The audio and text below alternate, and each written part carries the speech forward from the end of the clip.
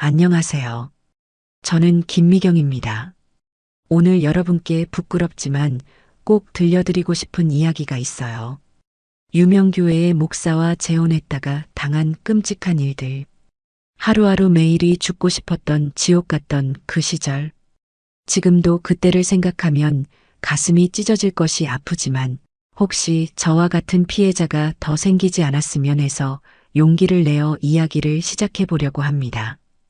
저희 남편은 지금으로부터 6년 전 세상을 떠났어요. 건강하던 남편이 암으로 갑자기 세상을 떠나자 일상이 완전히 무너졌습니다. 그때 정말 힘들었어요.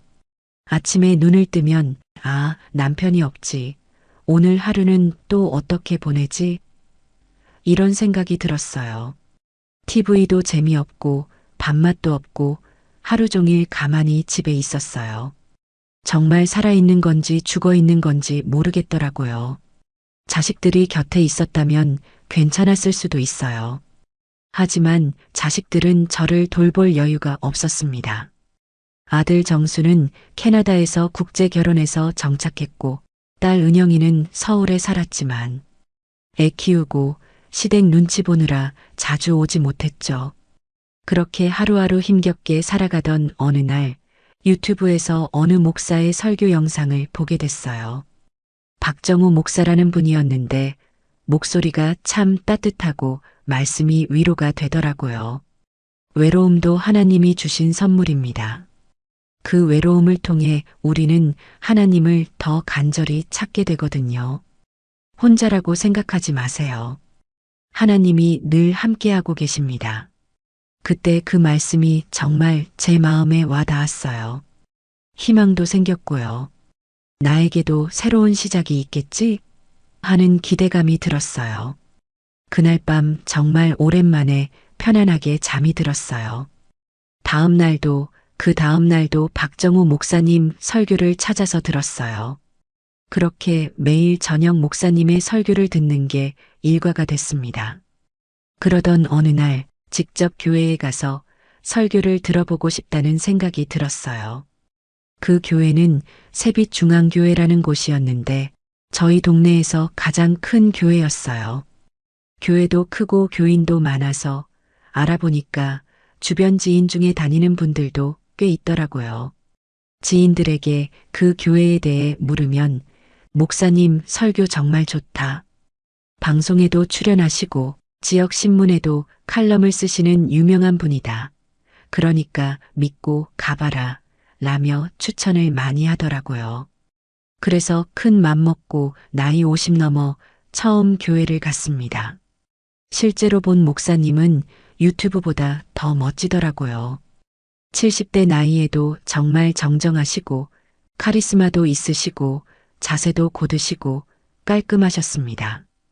그날이 저의 첫 예배였는데 예배 내내 눈물이 났어요.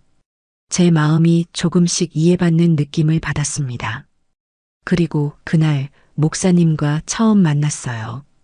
예배가 끝나고 현관으로 나가는데 계단에서 발을 헛디뎠어요. 넘어질 뻔한 순간 누군가가 제 팔을 잡아주더라고요. 고개를 들어보니 박정우 목사님이셨어요. 괜찮으세요? 목사님의 목소리는 정말 따뜻했어요. 강단에서 들었던 그 목소리 그대로였어요. 가까이서 보니 더욱 품격 있으셨어요. 단정한 정장에 은은한 향수 냄새까지 났어요. 괜찮습니다. 감사합니다. 제가 인사를 드리니까 새로 오신 성도님이시죠? 처음 뵙겠습니다. 이렇게 말씀하시면서 저에게 관심을 보여주시는 거예요. 내심 기뻤어요. 네, 김미경이라고 합니다. 네, 김미경 성도님이시군요. 앞으로 자주 뵙겠습니다. 그렇게 말씀하시면서 환한 미소를 지어주시는데 제 마음이 정말 따뜻해졌어요. 그날 이후로 매주 교회에 나갔어요. 예배 때마다 목사님의 말씀이 제 마음의 위로가 됐고 조금씩 삶의 의미를 되찾아가는 것 같았어요. 교인들과도 조금씩 친해졌어요. 이런저런 이야기를 나누면서 소속감을 느꼈어요. 점점 제 삶을 되찾아가는 느낌을 받았습니다. 그런데 어느 날 예배가 끝나고 교회 구석 의자에 앉아 있는데 갑자기 죽은 남편 생각이 나면서 눈물이 왈칵 쏟아졌어요. 그동안 참고 있던 그리움과 외로움이 한꺼번에 터져 나온 거예요. 여보, 당신이 여기 있었으면 얼마나 좋았을까. 혼자 울고 있는데 목사님이 조용히 다가오셨어요. 언제부터 계셨는지 모르겠지만 정말 조심스럽게 다가와서 제 옆에 앉으셨어요. 무슨 일이세요? 괜찮으신가요? 아, 죄송해요. 갑자기 눈물이. 저는 당황해서 눈물을 닦으려고 했어요. 괜찮습니다. 마음 편히 우셔도 돼요. 혹시 무슨 힘든 일이라도 있으세요? 목사님의 따뜻한 목소리에 마음의 문이 열렸어요. 죽은 남편이 생각났어요. 조금씩 털어놓기 시작했어요. 아, 그러셨군요. 정말 힘드셨겠어요. 목사님은 진심 어린 표정으로 제 이야기를 들어주셨어요. 사실 저도 전 부인을 우울증으로 잃었어요. 목사님도 조심스럽게 자신의 이야기를 해주셨어요. 그 외로움 정말 잘 알죠. 혼자 있으면 더 그렇고 같은 아픔을 겪은 사람끼리만 알 수 있는 깊은 공감대가 형성됐어요. 처음으로 제 마음 깊은 곳을 어루만져주는 사람을 만난 기분이었어요. 그날 목사님은 한참 동안 제 이야기를 들어주셨어요. 몇 년 동안 누구에게도 털어놓지 못했던 이야기들을 다 들어주셨어요. 그리고 앞으로도 힘들 때면 언제든 저를 찾아오세요라고 말씀해 주셨어요. 정말 고마웠어요. 그 이후로 일주일에 2-3번씩은 둘이 이야기를 나누기 시작했어요. 그러던 어느 날이었어요. 목사님이 조심스럽게 제안하셨어요. 교회 밖에서도 만나 뵐까요? 커피 한잔하고 싶네요. 저는 조금 놀랐어요. 목사님이 저 같은 사람과 커피를 마시고 싶다니 속으로 기뻤어요. 그래도 될까요? 목사님 바쁘실 텐데. 전혀 바쁘지 않아요. 오히려 성도님과 이야기하는 시간이 저에게도 위로가 돼요. 그렇게 목사님과는 밖에서도 따로 만나기 시작했습니다. 그리고 어느 순간부터 목사님은 저를 미경 씨라고 부르기 시작했고요.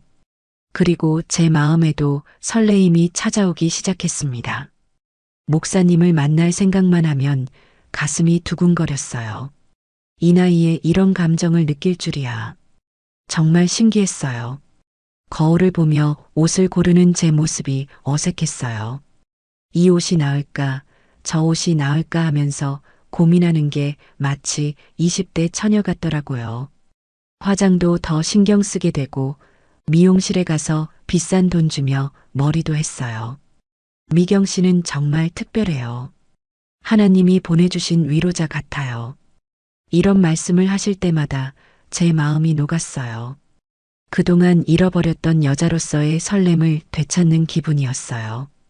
그렇게 사이가 조금씩 깊어지자 교회에서도 목사님이 저에게 관심을 보이시는 게 눈에 띄기 시작했어요. 다른 중년 여성 교인들이 질투 어린 시선으로 저를 보는 것도 느껴졌어요. 어머, 목사님이 저분한테만 관심 보이시네. 우리는 언제 목사님이 저렇게 챙겨주셨나? 새로운 성도라고 너무 특별 대우 아닌가? 이런 수군거림이 들리기도 했지만 저는 오히려 기분이 좋았어요. 선택받은 느낌이었어요. 그렇게 저희는 늦은 나이에 연애를 하게 됐습니다. 목사님도 점점 더 솔직해지셨어요. 미경 씨를 처음 봤을 때부터 뭔가 특별하다고 생각했어요. 하나님이 정말 좋은 분을 보내주셨다고 생각해요. 당신과 함께 있으면 젊어지는 기분이에요. 저도 마음이 많이 열렸어요. 목사님 덕분에 다시 살아가는 기분이에요. 이렇게 마음이 통하는 분을 만나게 될 줄 몰랐어요. 우리는 서로에게 점점 더 의존하게 됐어요. 하루라도 만나지 않으면 허전했고 함께 있으면 세상에서 가장 행복한 사람이 된 기분이었어요. 이게 바로 황혼 로맨스구나 하고 생각했어요. 젊었을 때의 열정적인 사랑과는 다른 성숙하고 깊은 사랑이라고 생각했어요. 그러던 어느 날 목사님이 조심스럽게 말씀하셨어요. 미경 씨, 오늘은 저의 집에서 저녁 식사 같이 해요. 직접 요리해드리고 싶어요. 목사님이 직접 요리를 하신다고요? 네, 저 요리 잘해요. 그리고 제가 사는 곳도 구경시켜드리고 싶고요. 목사님 집은 정말 깔끔하고 단정했어요. 책들이 가득한 서재, 깨끗하게 정리된 거실, 따뜻한 조명. 혼자 사시는 분의 집이라고는 믿어지지 않을 정도로 잘 꾸며져 있었어요. 목사님이 정성스럽게 준비해 주신 저녁 식사는 정말 맛있었어요. 마치 어머니가 해주신 밥 같았어요. 이렇게 누군가와 함께 식사하니 정말 오랜만이네요. 저도요. 그렇게 식사를 마치고 거실에서 차를 마시고 있는데 목사님이 갑자기 진지한 표정을 지으셨어요. 미경 씨, 하나님께 기도했는데 계시를 받았어요. 어떤 계시요? 당신과 함께 하나님의 일을 하라고 하시네요. 앞으로 여기가 당신의 집이 되었으면 좋겠어요. 저와 함께 주님의 일을 해주시겠어요? 그 순간 세상이 멈춘 것 같았어요. 꿈인지 생시인지 모를 정도로 황홀했어요. 정말 꿈 같아요. 하나님이 저에게 새로운 시작을 주시는 거네요. 목사 사모가 되어 주시겠어요? 네. 그렇게 대답했을 때 제 목소리는 떨리고 있었어요. 제가 재혼을 한다고 했을 때 아이들이 반대했어요. 그때 그 말을 들을 걸 지금도 자주 후회합니다. 엄마, 너무 성급한 거 아니에요? 얼마나 아신다고 그래요? 뭐가 성급해?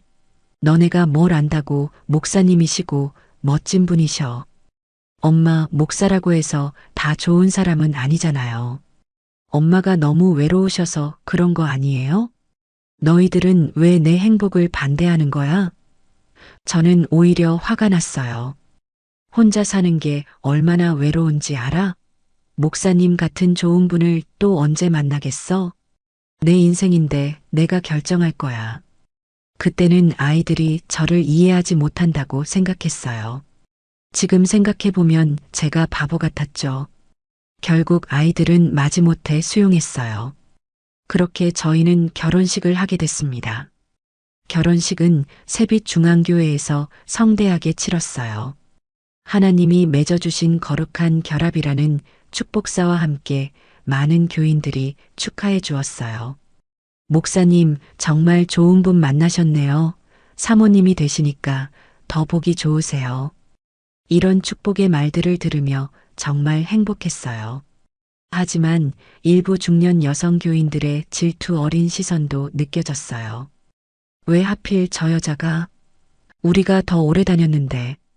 저는 오히려 그런 시선을 은근히 즐겼어요. 내가 선택받았다는 우월감 때문이었죠. 그렇게 저는 목사의 아내로 새로운 인생을 시작하게 되었습니다. 결혼 후 처음 몇 달은 정말 행복했어요. 남편은 정말 완벽한 사람이었거든요. 매일 아침 커피를 직접 가져다 주면서 잘 잤어요? 라고 물어봐주고 오늘은 뭘 하고 싶어요?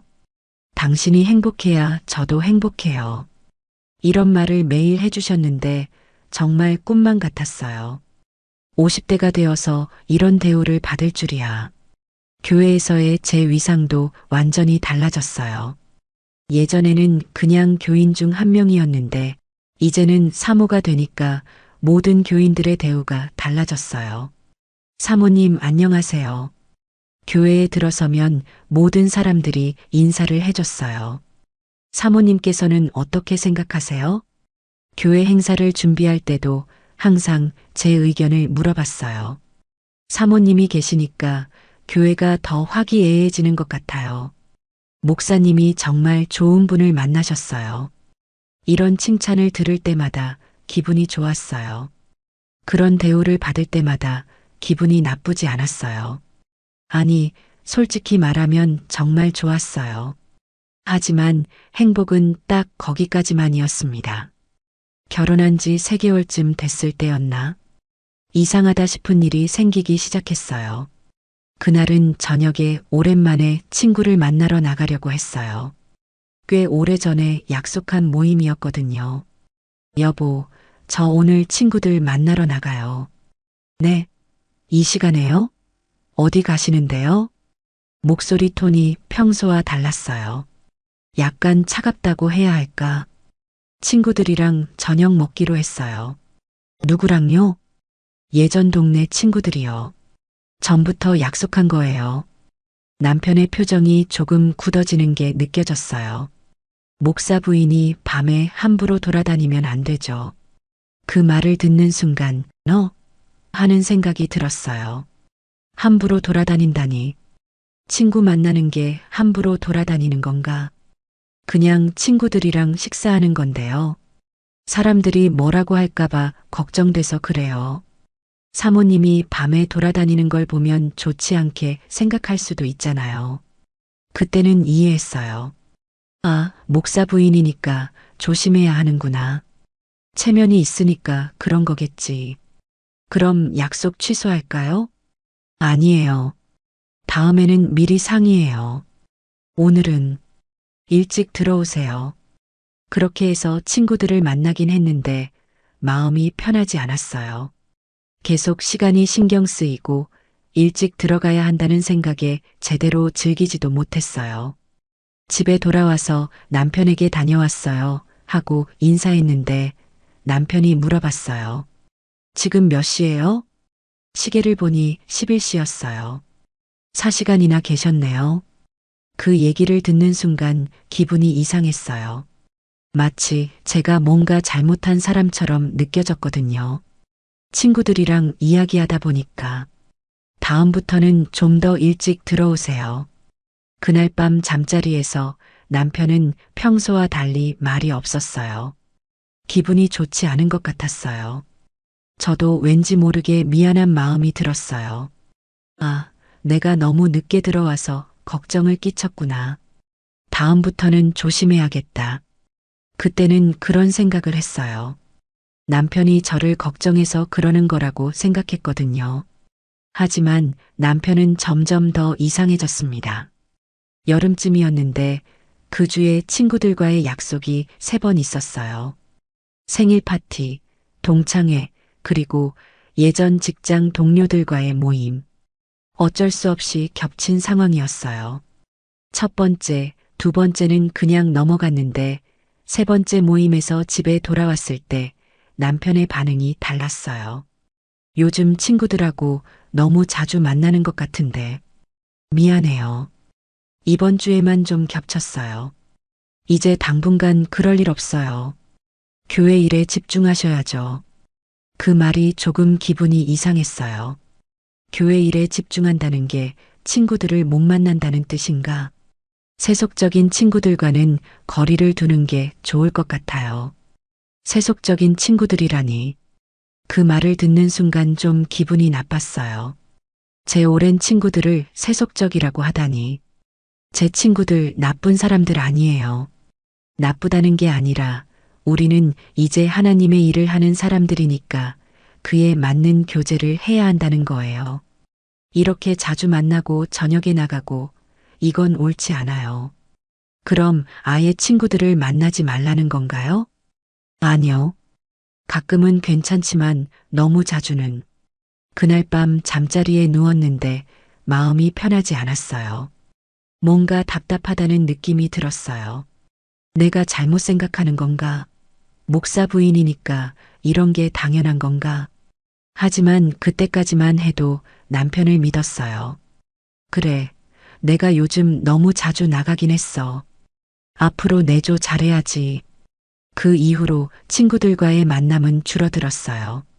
약속을 잡으려고 해도 남편이 별로 좋아하지 않을 것 같아서 하고 거절하게 됐어요. 처음에는 친구들도 이해해줬어요. 아, 목사 부인이니까 조심해야 하겠네. 우리도 이해해. 하지만 점점 연락이 뜸해지기 시작했어요. 제가 거절을 몇 번 하다 보니까 친구들도 더 이상 연락을 안 하게 되더라고요. 그런데 이상한 건 남편은 그런 상황을 좋아하는 것 같았어요. 요즘 집에 있는 모습이 보기 좋아요. 제가 원하는 당신의 모습입니다.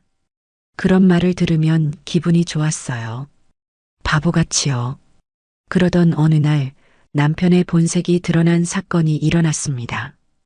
그날 길을 가다 우연히 전 남편의 친구를 만났어요.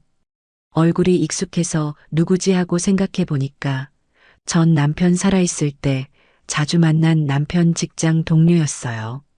친했거든요. 남편이 세상을 떠나고 안 만나긴 했지만 오랜만에 봐서 너무 반가웠어요. 아, 안녕하세요. 요즘 어떻게 지내세요? 많이 좋아 보이시네요. 네, 감사해요. 재혼을 했거든요. 아, 그러셨구나. 축하해요. 좋은 분 만나셨나 봐요? 그렇게 자연스럽게 이야기가 시작됐어요. 그분도 혼자 사시는 분이라 서로 안부를 물으며 이야기하다 보니까 시간이 꽤 흘렀어요. 그럼 커피라도 한잔 할까요? 오랜만에 만났는데 정말 반가운 마음의 근처 카페에 들어가서 이야기를 나눴어요. 전 남편과의 추억, 요즘 어떻게 지내는지, 새로운 남편은 어떤 분인지, 그냥 일반적인 이야기들이었어요. 남편분이 정말 좋으신가 봐요. 네, 정말 좋은 분이에요. 목사님이세요. 아, 목사님이시구나. 그럼 정말 믿을 만한 분이시겠네요. 그런 평범한 대화를 나누고 있는데 문득 카페 창밖을 보니까 남편이 서 있는 게 보였어요. 어, 남편이 왜 저기에?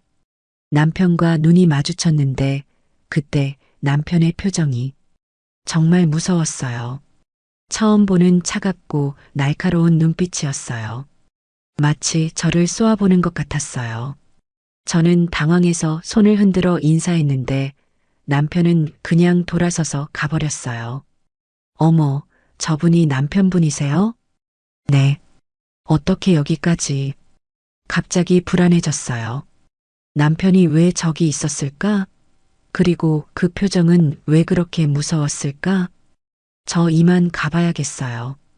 아, 그러세요. 오늘 만나서 반가웠어요. 급하게 작별 인사를 하고 집으로 향했어요. 가는 내내 가슴이 두근거렸어요. 처음 보는 무서운 얼굴.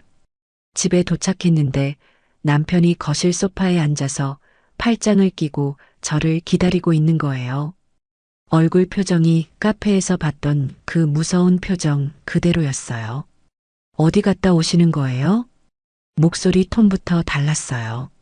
지금까지 들어본 적 없는 차가운 목소리였어요. 약국에 갔다가 아는 분을 만나서 잠깐 이야기했어요. 그 남자 누구죠? 전 남편 친구분이에요. 우연히 만나서 그 순간 남편의 표정이 완전히 변했어요. 지금까지 본 적 없는 무서운 얼굴이었어요. 둘이 무슨 관계죠? 무슨 관계가 아니라 그냥 아는 분이에요. 전 남편 살아있을 때 친했어요. 지금은 연락 안 해요. 우연히 길 가다가 목사 부인이 다른 남자랑 뭘 한 거예요? 갑자기 소리를 지르는 거예요. 지금까지 한 번도 저한테 소리 지른 적이 없었는데 뭘 했다고요? 그냥 커피 마시면서 이야기한 거예요. 커피를 마셨다고요? 둘이서요? 네, 그게 뭐가 잘못된 건가요? 그때 남편이 소파에서 벌떡 일어나더니 제 앞으로 다가왔어요. 얼굴이 정말 무서웠어요. 다 봤어요. 당신들이 얼마나 다정하게 이야기하는지. 다정하게 이야기한 게 아니에요. 그냥 일반적인 대화였어요. 일반적인 대화요? 손짓 발짓 해가며 웃으면서요? 전부터 그런 사이였던 거 아니에요? 무슨 소리예요? 전혀 아니에요. 거짓말하지 마세요. 그때부터 남편이 본격적으로 저를 추궁하기 시작했어요. 그 사람 전화번호 있어요? 아니요, 전화번호는. 연락처 교환했죠? 안 했어요. 정말요? 내가 다 봤는데도요? 정말 안 했어요. 하지만 남편은 제 말을 믿지 않는 것 같았어요. 계속 의심스러운 눈빛으로 저를 쳐다봤어요. 그럼 핸드폰을 보여주세요. 왜요? 확인해 봐야죠. 뭘 확인한다는 거예요? 그 남자한테 연락했는지. 정말 어이가 없었어요. 제가 거짓말쟁이라도 되는 건가요? 할 수 없이 핸드폰을 줬어요. 남편은 제 통화 기록, 문자 내역을 하나하나 다 확인했어요. 이 번호는 뭐예요? 어느 번호요? 이거 오늘 온 문자. 아, 그건 은행에서 온 거예요. 이 전화는요? 미용실이에요. 마치 범죄자를 신문하는 것 같았어요. 제가 뭘 잘못했다고 이런 대우를 받아야 하는 건지. 그런데 더 충격적인 건 그 다음이었어요. 다시는 그 남자 만나지 마세요. 명령조였어요. 왜요? 제가 뭘 잘못했다고. 저는 어차피 만날 생각이 없었지만 남편이 그렇게 얘기해서 더 강하게 나갔어요.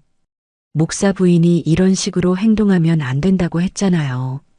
결국 그날도 제가 미안하다고 먼저 사과를 했고 남편은 한참 후에야 감정을 가라앉혔어요. 그때도 저는 생각했어요. 내가 남편을 오해하게 했구나. 그래, 다른 남자와 커피를 마시면 안 되지. 남편이 목사인데. 그러면서, 그런데 더 무서운 건 따로 있었어요. 어느 날 마트에 갔다가 돌아오는데 남편이 물어봤어요. 어디 갔다 왔어요? 저 마트 갔다 왔어요. 아무 생각 없이 대답했죠. 마트에 갔다가 카페 가지 않았어요? 정말 소름이 끼쳤어요. 마트 갔다가 커피 테이크아웃 때문에 카페를 들렸는데 그걸 알고 있는 거예요. 어떻게 알았어요? 다 알고 있어요. 당신이 어디서 뭘 하는지. 그 말을 듣는 순간 등골이 오싹했어요. 왜 저를 미행해요? 미행이 아니라 보호하는 거예요. 보호라고 하지만 정말 무서웠어요. 혼자 있을 때도 누군가 지켜보고 있다는 생각에 자유롭게 다닐 수가 없었어요. 길을 걸을 때마다 뒤를 돌아봤어요. 혹시 남편이 따라오고 있는 건 아닌지. 카페에 앉아 있을 때도 창밖을 계속 봤어요. 혹시 밖에서 지켜보고 있는 건 아닌지. 그런데 더 충격적인 건 남편의 이중적인 모습이었어요. 집에서는 저를 그렇게 감시하고 통제하면서도 교회에서나 다른 사람들 앞에서는 완전히 다른 사람이었어요. 사모님이 고생 많으시죠? 사모님 덕분에 교회가 더 따뜻해지는 겁니다. 다른 교인들 앞에서는 저를 아끼고 존중하는 남편처럼 행동했어요. 손을 잡아주기도 하고 의자를 빼주기도 하고 정말 모범적인 부부처럼 보였어요. 우리 사모님이 정말 수고가 많아요. 사모님이 계셔서 제가 더 열심히 목회할 수 있어요. 이런 말을 교인들 앞에서 하면서 저를 바라보는 눈빛은 정말 다정했어요. 마치 집에서의 그 무서운 모습이 거짓말 같았어요. 그럴 때마다 저는 정말 혼란스러웠어요. 집에서의 그 모습이 진짜일까? 아니면 지금 이 모습이 진짜일까? 결국 내가 잘못한 거고 나만 잘하면 되는 건가? 하지만 집에서 계속 통제하고 감시하는 남편의 모습이 길어지자 저는 결국 폭발하고 말았어요. 그리고 그날 악마를 봤죠. 이건 너무해요. 저도 사람이에요. 뭐가 너무하다는 거예요? 저를 왜 이렇게까지 통제해요? 그리고 어떻게 저를 감시할 수 있죠? 감시가 아니라. 그리고 저를 왜 이렇게 의심해요? 제가 뭘 잘못했다고요? 사모님으로서 조심해야 한다고. 결혼했다고 해서 제가 당신 소유물이에요? 친구도 못 만나고 어디 가는 것도 허락받고 이게 정상인가요? 교회 밖에서는 그렇게 친절하게 굴면서 집에서는 왜 이래요? 다른 사람들 앞에서는 좋은 남편 흉내내면서 실제로는 저를 감시하고 처음으로 남편한테 강하게 반발했어요. 정말 참을 수 없었거든요. 그런데 그 순간 남편의 표정이 완전히 변했어요. 진짜 악마의 모습. 남편이 순간 벽에 손바닥으로 쾅 하고 내리쳤어요. 너 뭐라고 했어? 처음으로 반말로 소리 지르면서 정말 무서운 얼굴로 저를 노려보는 거예요. 지금까지 본 적 없는 무서운 모습이었어요. 그리고 테이블 위에 있던 컵을 바닥에 와장창 내던졌어요. 컵이 깨지면서 파편이 사방으로 튀었어요. 다시 한번 말해봐. 위협적으로 제 앞으로 다가오는 거예요. 정말 무서웠어요. 이 사람이 진짜 제 남편이 맞나 싶을 정도로. 네가 뭘 안다고 그런 소리를 하는 거야? 남편이 집안에 있는 물건들을 하나씩 집어던지기 시작했어요. 화분, 청소기, 노트북. 아무거나 닥치는 대로 던지면서 소리를 질렀어요. 내가 얼마나 참고 있는지 알아. 당신 같은 년한테 이런 대우해주는 남자가 어디 있어. 감히 나한테 대드는 거야. 정말 무서웠어요. 이런 모습을 본 적이 없었거든요. 6개월 동안 알고 지낸 그 신사적인 분이 맞나 싶었어요. 저는 너무 무서워서 구석으로 피했어요. 그런데 남편이 계속 물건을 던지면서 소리를 지르는 거예요. 내가 뭔데? 내 말에 토를 달아. 당장 사과해. 결국 저는 무릎을 꿇었어요. 너무 무서워서. 미안해요, 미안해요. 무릎 꿇고 빌면서 계속 사과했어요. 다시는 그런 말 안 할게요. 제가 잘못했어요. 제발, 그만해요. 한참을 울며 사과하니까 남편이 진정하더라고요. 하지만 표정은 여전히 차가웠어요. 앞으로 나한테 대드는 일이 또 있으면 가만히 안 둘 거야. 알겠어? 넌 내가 하라는 대로 해야 한다고? 네, 알겠어요. 네. 그날 밤 저는 잠을 한숨도 못 잤어요. 무서워서, 그리고 충격적이어서 6개월 동안 저한테 그렇게 잘해주던 사람이 어떻게 갑자기 이럴 수 있는 건지 정말 이해할 수 없었어요. 그 일 이후로 저희 집 분위기가 완전히 달라졌어요. 남편은 예전처럼 다정하게 대해주지 않았어요. 아침에 일어나도 커피를 가져다 주지도 않고 잘 잤냐는 인사도 없었어요. 오히려 집착과 통제는 더 심해졌죠. 그런 생활이 계속되면서 저는 점점 우울해졌어요. 머리도 자주 아프고 잠도 잘 안 왔어요. 먹고 싶은 것도 없고 하고 싶은 것도 없고 그냥 하루하루가 지옥 같았어요. 거울을 보면 제 얼굴이 너무 초라해 보였어요. 6개월 전에 그 행복한 모습은 온데간데 없고 초췌하고 우울한 얼굴만 남아 있었어요. 이게 내가 꿈꾸던 결혼 생활인가? 정말 후회가 됐어요. 아이들 말을 들을 걸. 그러던 어느 날 이러다가 정말 죽겠다 싶어서 병원을 가기로 했어요. 정신병원을요. 우울증이 너무 심해진 것 같았거든요. 그런데 참 바보 같은 게 그렇게 정신병원을 가면서까지도 그런 생각을 했어요. 남편이 갑자기 변한 건 나 때문일 거야. 내가 분명 잘못한 게 있을 거야. 신앙이 깊고 훌륭한 분이니까 내가 옆에서 잘하면 다시 돌아올 거야. 빨리 병원에서 치료받고 다시 건강하고 행복한 부부의 삶으로 돌려놔야지. 정말 그땐 남편이 무섭기도 했고 아직 남편을 사랑하기도 했고 다시 행복한 결혼 생활로 되돌릴 수 있다는 허상 같은 게 있었던 것 같아요. 하지만 그 허상은 정말 한순간에 와르르 무너지더라고요. 저에게 뜻하지 않은 은인이 찾아오게 된 겁니다. 병원에 도착해서 접수를 했어요. 정신과에 온 것도 처음이라 좀 긴장됐어요. 김미경님, 진료실로 들어오세요. 간호사가 부르는 소리에 따라 진료실에 들어갔어요. 의사 선생님은 30대 중반 정도 되어 보이는 여자분이었어요. 생각보다 젊고 친근해 보이셔서 조금 안심이 됐어요. 안녕하세요. 앉으세요. 어떻게 오셨나요? 요즘 머리도 아프고 잠도 안 와요. 의지도 없고 우울감이 너무 심해서 아무것도 못하겠어요. 언제부터 그런 증상이 있으셨어요? 재혼하고 나서 6개월 정도 된 것 같아요.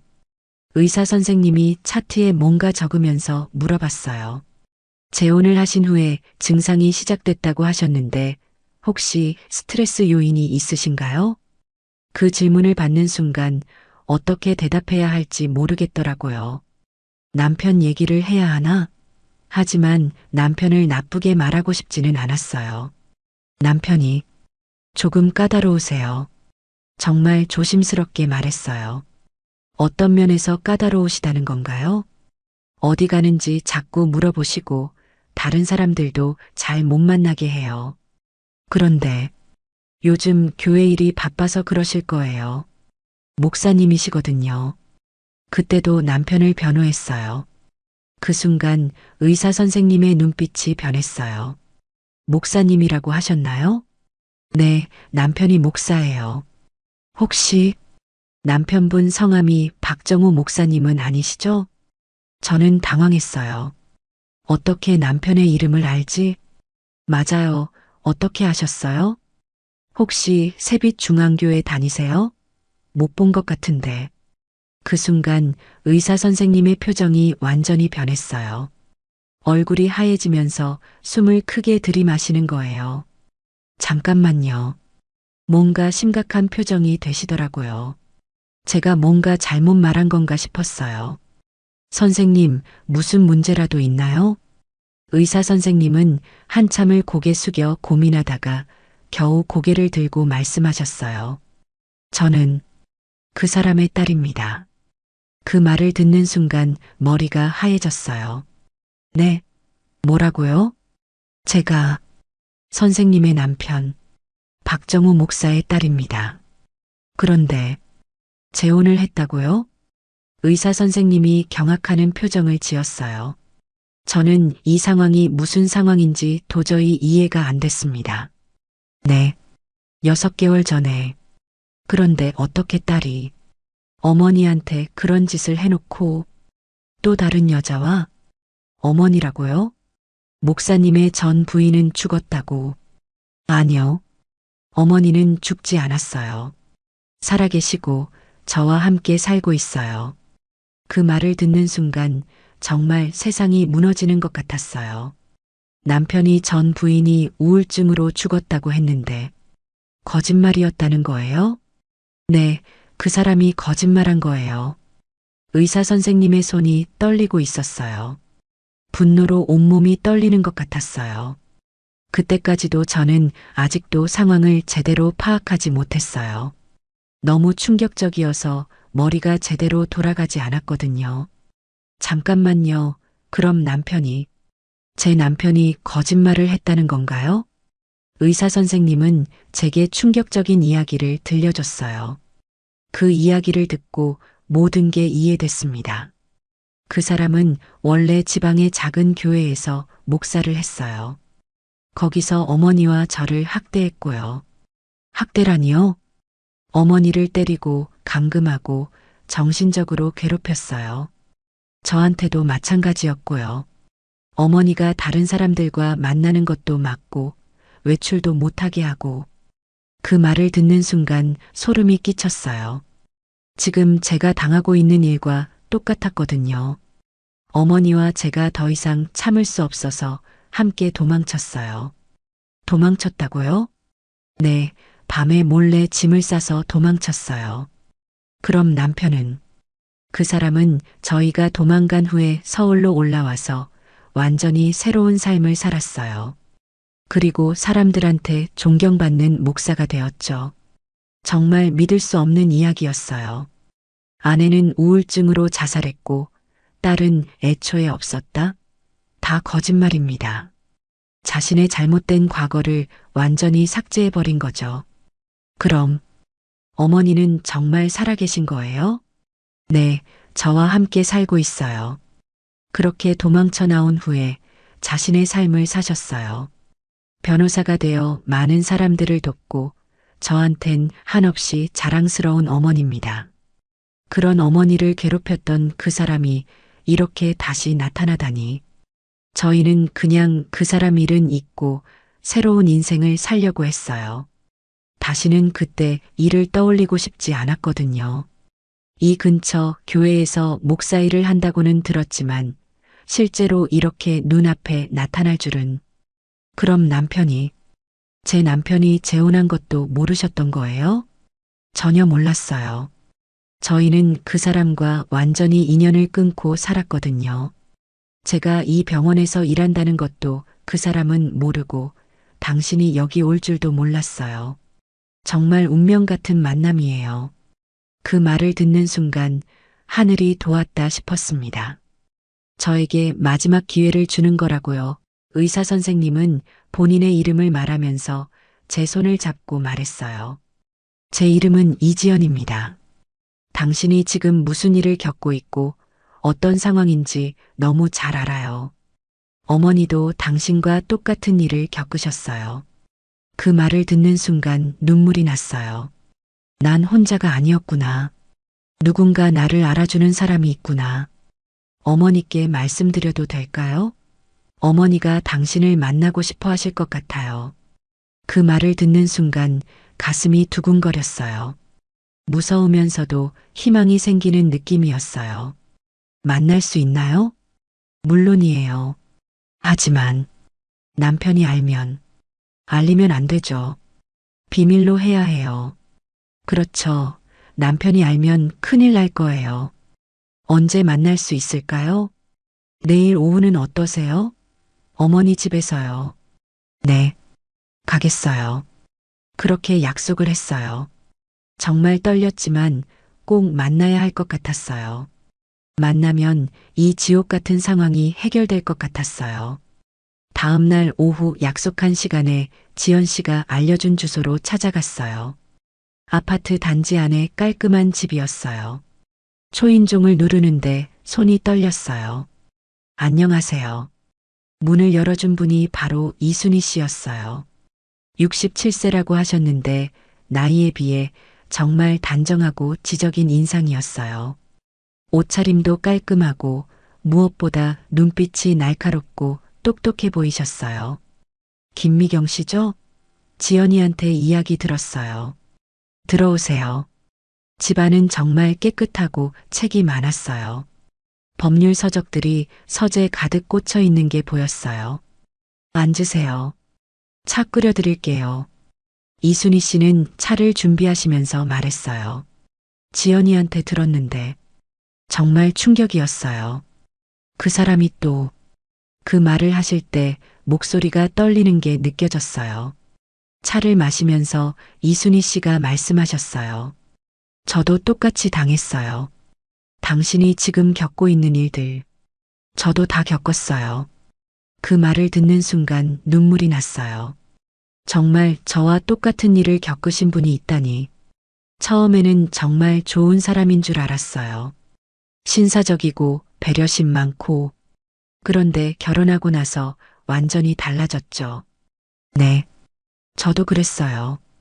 외출하는 것도 통제하고 친구들도 못 만나게 하고 계속 감시하고 정말 똑같았어요. 저는 15년간 참았어요. 지연이 때문에 아이가 있으니까 어떻게든 참아보려고 했는데 결국 견딜 수가 없더라고요. 15년이나. 저보다 훨씬 오래 견디셨구나. 그 후에는 어떻게 지내셨어요? 정말 힘들었어요. 아무것도 없는 상태로 서울에 와서 지연이 키우면서 생계도 꾸려야 하고 그런데 악착같이 공부해서 변호사가 됐어요. 변호사를 왜 선택하셨어요? 저 같은 피해자들을 돕고 싶었어요. 법을 알아야 자신을 지킬 수 있다는 걸 깨달았거든요. 정말 대단한 분이셨어요. 그런 어려운 상황에서도 포기하지 않고 그런데 지연이가 어제 전화로 말해줬을 때 정말 놀랐어요. 이순희 씨의 표정이 어두워졌어요. 재혼을 안 했으면 좋겠다고 생각했는데 결국 이순희 씨가 단호하게 말씀하셨어요. 그 사람은 절대 변하지 않아요. 시간이 지날수록 더 심해질 거예요. 그럼 저는 어떻게 해야 해요? 제가 도와줄게요. 도와주신다고요? 네, 저는 변호사였어요. 법적으로 어떻게 대처해야 하는지 알고 있어요. 정말 든든했어요. 하지만 증거가 있어야 해요. 확실한 증거 없이는 어려워요. 어떤 증거요? 그 사람이 당신을 학대하고 통제하고 협박하는 증거들이요. 이순희 씨가 구체적으로 설명해 주셨어요. 녹음이 가장 중요해요. 그 사람이 소리 지르거나 협박할 때 반드시 녹음하세요. 그런데 주의할 점이 있어요. 이순희 씨가 자세히 알려주셨어요. 녹음할 때는 날짜와 시간이 명확해야 하고 상황을 구체적으로 알 수 있어야 해요. 그리고 절대 들키면 안 돼요. 네, 알겠어요. 그리고 재산 관련 서류들도 복사해 두세요. 통장 내역, 부동산 서류, 모든 걸 다요. 그런 것도 증거가 되나요? 물론이죠. 재산을 빼돌리거나 마음대로 사용한 증거가 될 수 있어요. 정말 전문가의 조언이었어요. 사진도 중요해요. 만약 물리적인 폭력이 있다면 상처 사진을 찍어두고 집안이 난장판이 됐다면 그것도 찍어두세요. 네, 기억해 둘게요. 그리고 가장 중요한 건 절대 혼자 해결하려고 하지 마세요. 위험해지면 언제든 연락하세요. 이순희 씨가 명함을 주셨어요. 제 연락처예요. 24시간 언제든 연락하세요. 그날부터 저는 조심스럽게 증거를 모으기 시작했어요. 핸드폰을 항상 가까이 두고 남편이 소리를 지르거나 위협할 때마다 녹음했어요. 처음에는 정말 무서웠어요. 혹시 들킬까봐. 하지만 용기를 냈어요. 그리고 남편이 외출했을 때 서류들을 복사했어요. 통장 내역, 부동산 서류, 보험 서류, 모든 걸 다 복사해서 안전한 곳에 보관했어요. 그러던 어느 날 정말 충격적인 걸 목격했어요. 그때 정말 내가 무서운 사람이랑 결혼했구나. 사람도 아닌 악마와 결혼했구나 하고 다시 한번 깨달았죠. 남편이 그날 저녁에 오늘 교회 일로 늦어진다고 했어요. 그러면서 저한테 집에 꼭 붙어 있으라고 했죠.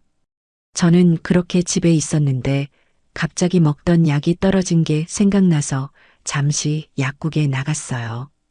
약국에서 약을 사고 집으로 돌아오는 길이었는데 골목길에 남편이 보이는 거예요. 그런데 혼자가 아니라 여자랑 같이 있는 거예요. 그리고 더 충격적인 건 그 여자는 딱 봐도 엄청 젊어 보였고 남편과 팔짱을 끼고 있었죠. 가슴이 뛰기 시작했습니다. 피가 거꾸로 솟았고요. 그렇게 저는 약봉지를 들고 몰래 그 둘을 미행했습니다. 그러더니 바로 근처에 있는 작은 호텔에 들어가더라고요. 저는 호텔 로비 밖에서 그 둘을 몰래 지켜봤습니다. 그리고 그 여자의 얼굴을 보는 순간 머리가 하얘졌습니다. 우리 교회에 다니는 30대 젊은 여성이었습니다. 정말 믿을 수 없었어요. 교회 일이라고 하더니 모텔에서 교인과 급하게 핸드폰을 꺼내서 사진을 찍었어요. 손이 떨려서 제대로 찍히는지도 모르겠더라고요. 하지만 그 순간 다시 한번 깨달았죠. 이건 하늘이 준 기회다. 악마를 내 손으로 처단할 기회. 저 사람은 목사도 아니고 신앙인도 아니고 내 남편도 아니고 그냥 사기꾼의 불륜남인 쓰레기다. 그리고 그날 밤 늦게 남편이 들어왔어요. 교회 일 어땠어요? 힘들었어요.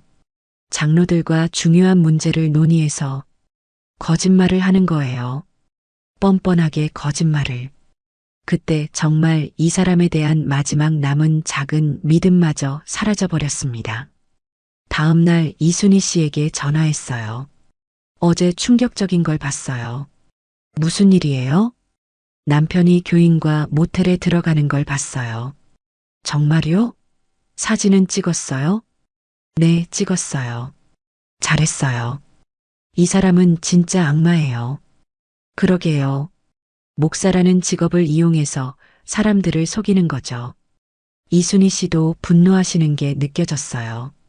이제 충분한 증거가 모인 것 같아요. 녹음 파일들, 재산 서류들, 불륜 사진까지. 언제 행동에 옮길 거예요? 곧 해야죠. 이제 심판의 날이 왔습니다.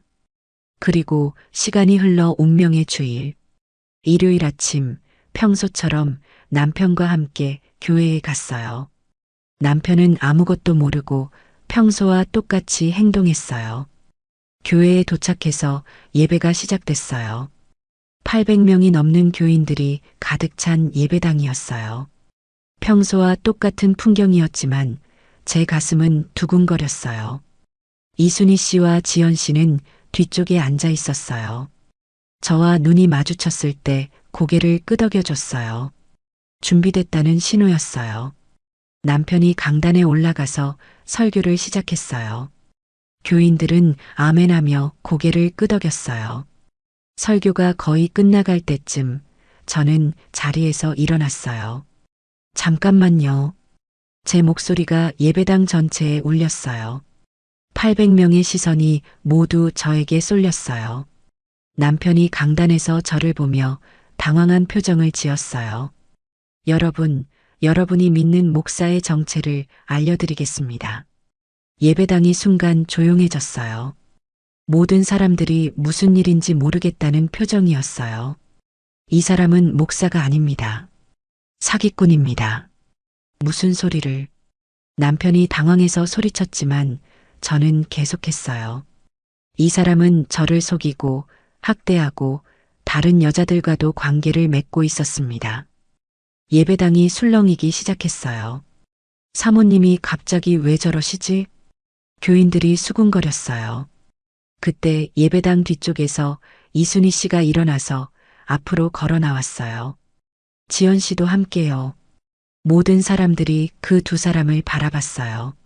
누구인지 모르니까 더 궁금해했어요. 이순희 씨가 강단 앞에 서서 큰 목소리로 말했어요. 저는 이 사람의 첫 번째 부인입니다. 예배당이 완전히 조용해졌어요. 제가 죽었다고요? 웃기는 소리입니다. 저는 죽지 않았습니다.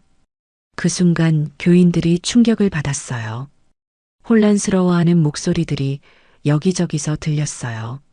남편의 얼굴이 새하얘졌어요. 세상에서 가장 보고 싶지 않은 사람이 나타난 거였어요. 당신, 어떻게 여기에? 그때 지연 씨가 앞으로 나와서 말했어요. 저는 이 사람의 딸이고 정신과 의사입니다. 증거가 있어요. 딸이라고요? 목사님한테 딸이 있었다고요? 교인들이 더욱 혼란스러워했어요. 이 사람은 저희 모녀를 학대했어요. 그래서 도망쳤고 이 사람은 저희가 죽었다고 거짓말을 퍼뜨린 거예요.